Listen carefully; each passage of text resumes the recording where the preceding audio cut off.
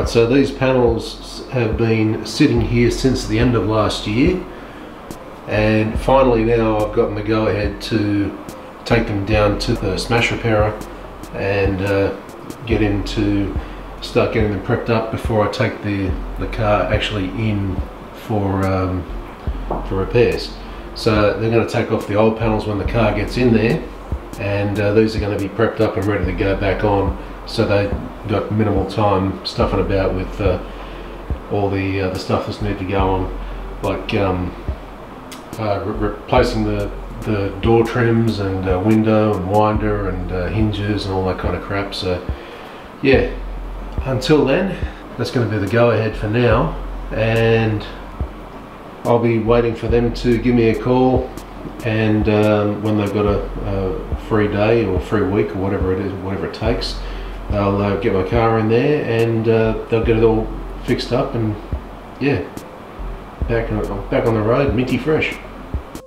Greetings folks, it's the big fella here with you one more time, and I just wanted to make a bit of a video on how disgustingly hot this summer has been, particularly here in Sydney.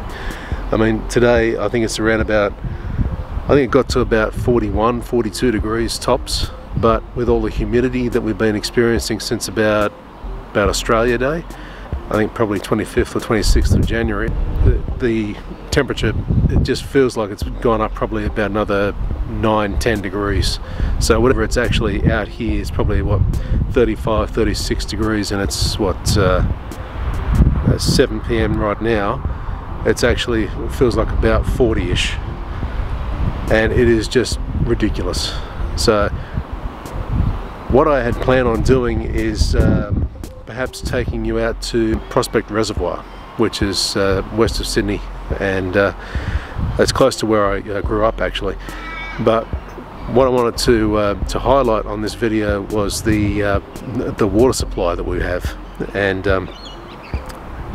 Prospect Reservoir comes in from Warragamba Dam, which is our primary water source. With all this heat that we've had this summer, and the extended water usage that we had, and drought conditions and lack of rain, and regardless of what we've had before, I mean, we've had plenty of rain, like in dribs and drabs, you know, that we've had downpours, like small floods, but it's not been followed up by anything.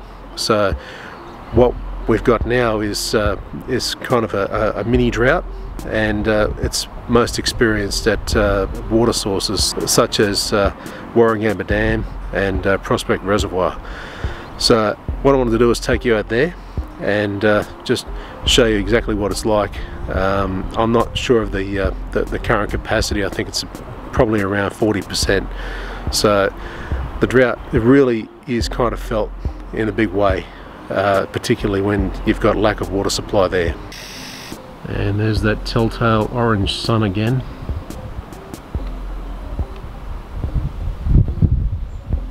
The constant reminder of the fact that we've still got bushfires burning. Not as bad as before, but they are still out there.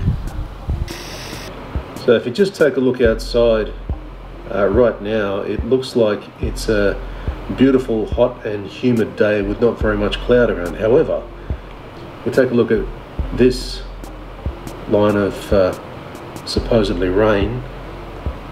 That is actually smoke and haze and ash from a fire that's just, I think it's just northwest of Warragamba Dam. And you can see all these other ones here, all these little cells that are actually moving across the screen. Those are actually rain. Those are rain clouds and storm cells. But that constant drag that's going across there, going with the wind, that's smoke, and there's the difference.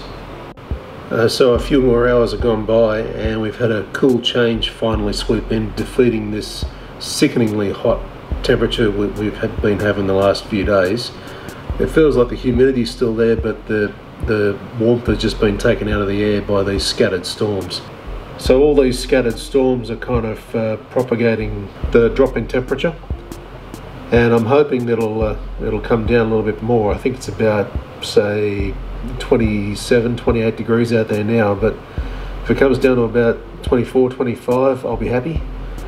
But yeah, we've been living in temperatures that felt like they're well into their 40s, and I don't care who you are, where you're from, that's just not comfortable. As you can see here, we've gone about maybe 2 hours from the last update, and those storms have just increased exponentially. I mean, look at how feral they've gotten, especially down south. It's just widespread, and right now we're getting a bit of a downpour, which is most welcome, and there's some thunder.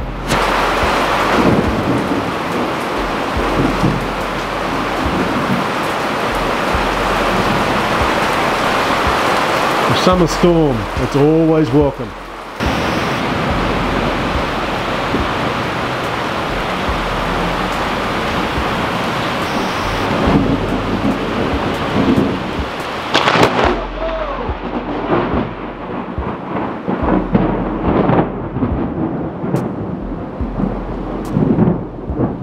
I caught that one.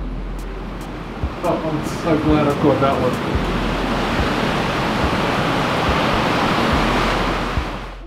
Alright, so we're heading out to Prospect Reservoir this afternoon. I'm not 100% sure of our success rate of actually getting to the reservoir itself. Reason being is because I did a bit of reading up on it, and it says that the area that surrounds the reservoir, the nature park that surrounds it, about around 325 hectares. I don't know what that is in acres, but I don't really care. Yeah, it's supposedly private land.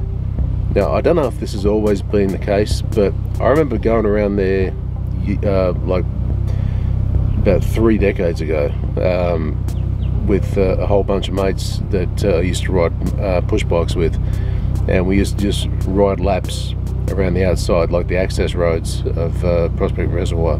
And back in those days, I never actually drove. I didn't actually have a license, but it still seemed like you could actually get around, not just by bike but by car as well. Now again, I don't know what limits that they've imposed on public traffic, be it car, bicycle or foot. I don't know, so we'll have to find out when we get there. So just hang tight and we'll find out a little bit more when we start approaching Prospect Reservoir, which is about 50 minutes away. So even though it's only about 28, 29 k's up the road, you're still going to get through Sydney traffic, which sucks. Alright, come back to you in just a second.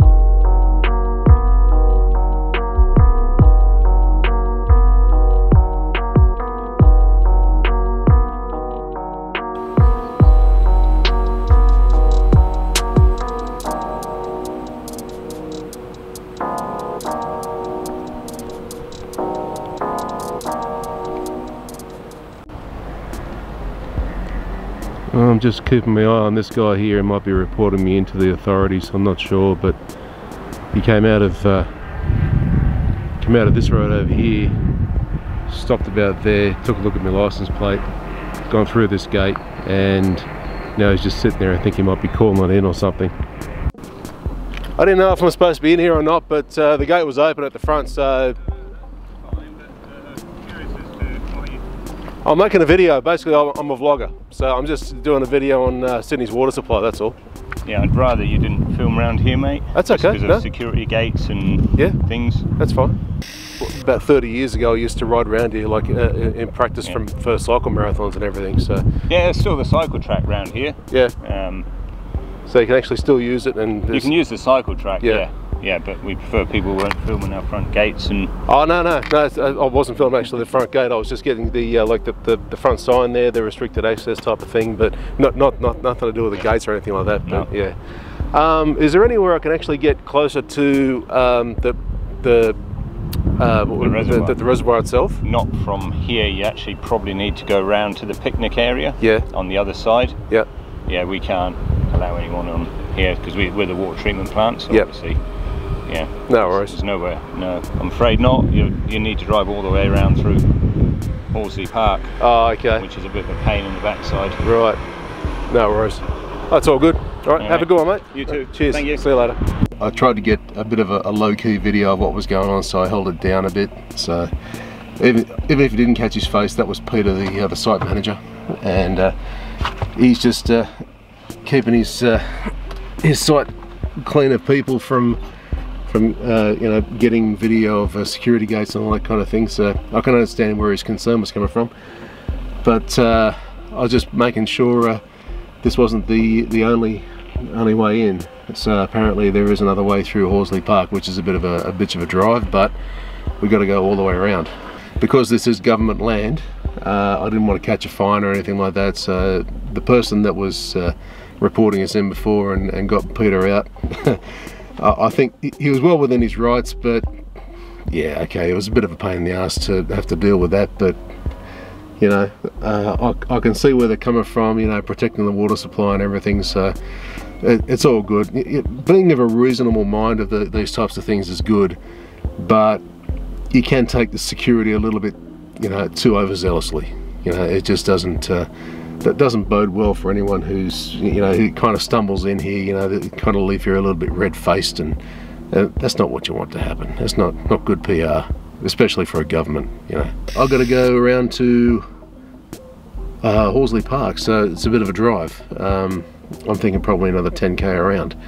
So I've got to go from the south end of the reservoir around to the north end, which is where the nature reserve is, but it's just on the south end of the Western Motorway, or the M4. So we'll catch up there. Okay, so here's the deal. I've gotten around to the Royal Cricketers Arms, which is the northernmost part of the outside of the reservoir, but the issue I have here is the gate that it tells me to go into is actually a private access gate. There's well, it's actually a fire trail. So what I've got here, you can see all these little white lines that go around the outside of that green area there. You might not be able to see them all that well. Okay, here. So all those little white lines that go around there, they're not public access roads, they're fire trails. So wherever it's guiding you to go, there's no access to those fire trails from the main road. So Peterbrook Drive, Reservoir Road, there's no access into there, unless down William Lawson Drive here. So, sorry, I'm not right-handed. That is my next best guess. Okay, so that'll take us in down there, and hopefully past the Water New South Wales Prospect Office and down to Prospect Reservoir, which looks like it's a boat ramp. Well, that doesn't seem all that smart of an idea, to have a boat ramp on our drinking water. Anyway, we're going to go around to William Lawson Drive now and see if we can find our way through.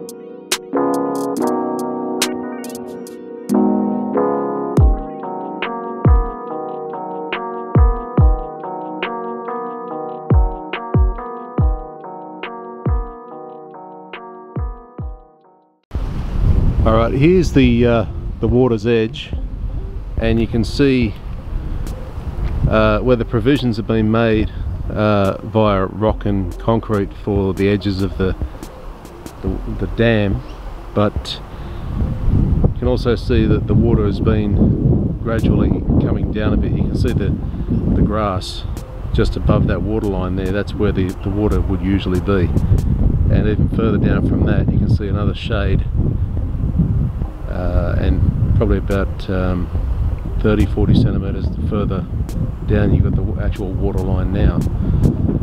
So that's kind of all the way around, and as you know, water lines don't change in height, they always stick to gravity, so they always got to stay level, and that's going to be all the way around the dam.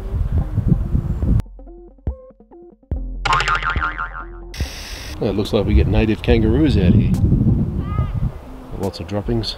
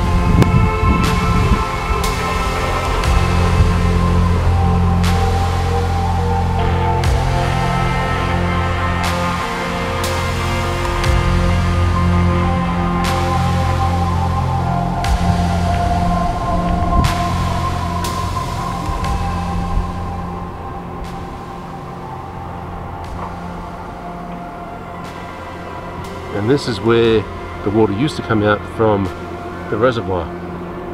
As you can see down there, those two massive pipes basically fill up this whole basin area and then carry it down this canal.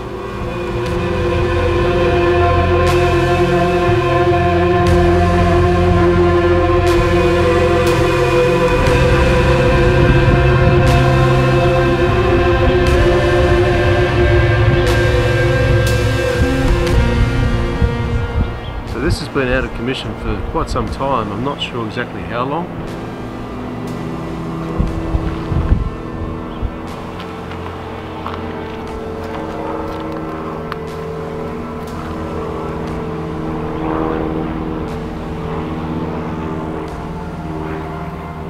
But long enough for this whole thing to go dry.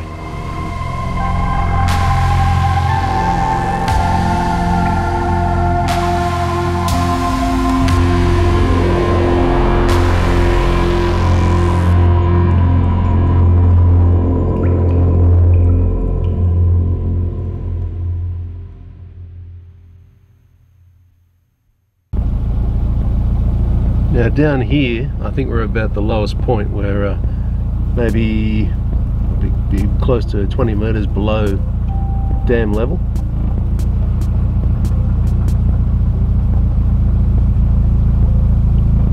Well, it may have been a while since I was out here last, but I really don't remember all that much about this place. I thought there were going to be more opportunities for photographing and well, places to vlog anyway, but it doesn't seem that there's all that much. I mean, we've got one moderately sized access road with not that many places to actually get good shots.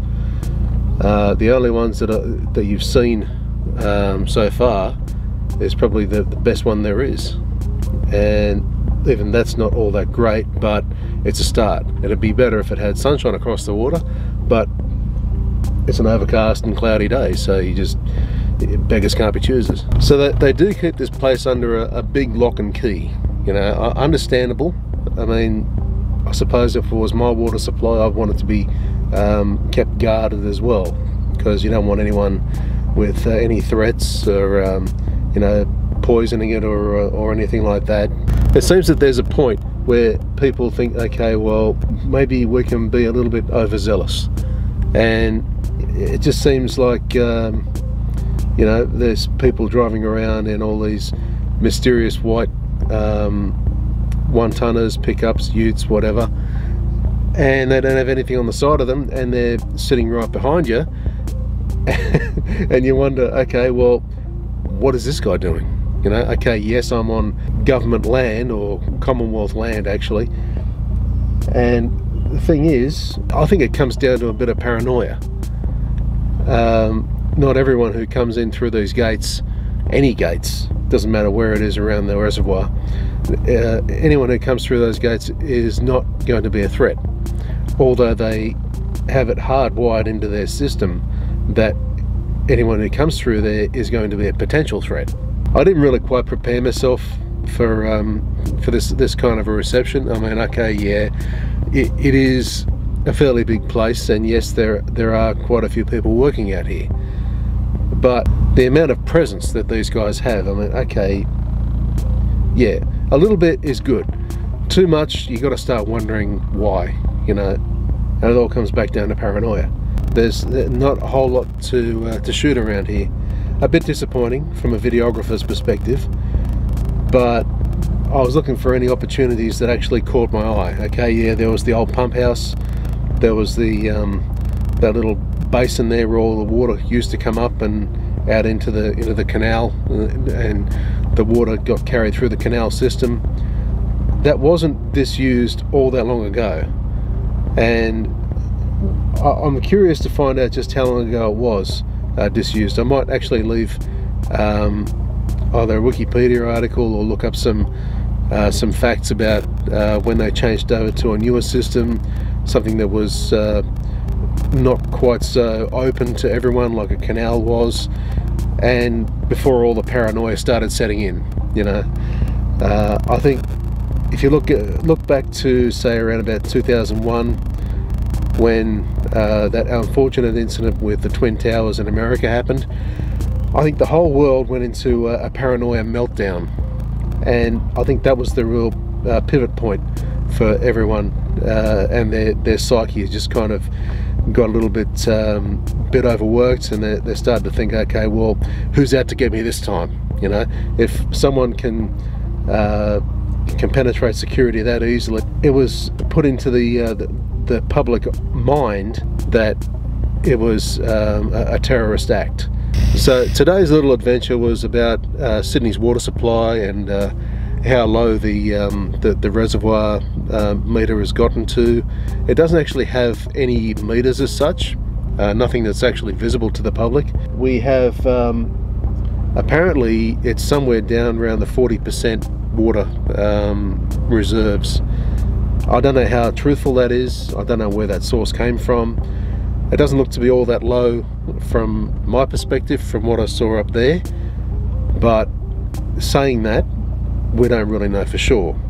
All we can go by is what someone feeds us, which is usually through social media or an official government website, or an actual a level that is publicly available, which is usually through one of those two things: public websites, social media, etc. You know. Anyway, I might head back out onto the open road. It's starting to feel a little bit claustrophobic in here with all these people looking around and, you know, seeing what's this guy up to, you know. So anyway, I'll get home now and get to editing this, and I'll probably see you on the flip side.